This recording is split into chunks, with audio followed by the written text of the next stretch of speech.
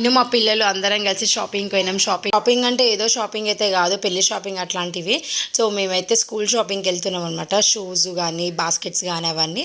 ఇక్కడ carrom board ఎందుకు అబ్బా అని అనుకుంటున్నారా? సో మా చిన్నది ఒకటి మాకు లింక్ పెట్టింది. ఏంటంటే నేను నాతో పాటు తను కూడా స్కూల్కి రావాలి అంటే నాకు క్యారమ్ బోర్డ్ ఇప్పిస్తే నేను స్కూల్కి వస్తాను అని చెప్పేసి అన్నది. సరే అని చెప్పేసి క్యారమ్ బోర్డ్ ఇప్పించినాము. సో మేము చెక్ చేస్తుంటే మధ్యలో మా ఆయన కూడా వచ్చేసిండు అనమాట ఆఫీస్ నుంచి.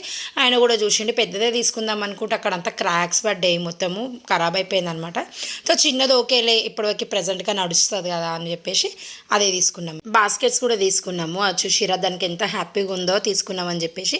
వాటర్ బాటిల్స్ సెక్షన్కి అయితే మేము వెళ్ళినాము. సో వాటర్ బాటిల్స్ కూడా పిల్లలు ఇద్దరికైతే తీసుకోలేదు, చిన్నదానికే తీసుకున్నాము. ఎందుకంటే పెద్దదానికి ఆల్రెడీ అన్నీ ఉన్నాయి కాబట్టి. సో ఏదో స్టేషనరీ ఐటమ్స్ అట్లా తీసుకొని తర్వాత లాస్ట్కి షూస్ కూడా తీసుకుందాం అని చెప్పేసి షాప్కి వెళ్ళినాము. ఇంటికి చిన్నోళ్ళు అంటే ఇంత టూ మచ్గా ఉంటారని చెప్పేసి నేను నా బిడ్డను చూస్తేనే అర్థమైంది. ఎందుకంటే మా చెల్లి అయితే అట్లా ఉండదు కాబట్టి. ఇద్దరికి బ్లాక్ షూసే తీసుకున్నాం మేము, వైట్ షూస్ తర్వాత తీసుకుందాం అని చెప్పేసి. నేను కూడా ఫైనల్గా చెప్పాలైతే కొనేసుకున్నా. నా చెప్పలు ఎట్లున్నాయో కామెంట్ అయితే చేయండి. అంటే పక్కన అయ్యంగార్ బేకరీ ఉంటుంది అనమాట, మేము ఎప్పుడు అక్కడికి వెళ్తాము. సో మా ఆయన మార్కెటింగ్ చేస్తాడు కాబట్టి సో అదే షాప్లో వెళ్తుంటాడు ఎప్పుడు. సో అక్కడికే మేము వెళ్ళి ఫైనల్గా పఫ్స్ అవన్నీ తినేసి ఇంటికి కూడా కొన్ని స్నాక్స్ కూడా తెచ్చుకున్నాము. బ్రెడ్ అలాంటివి, తోసులు అట్లాంటివి తెచ్చుకున్నాము.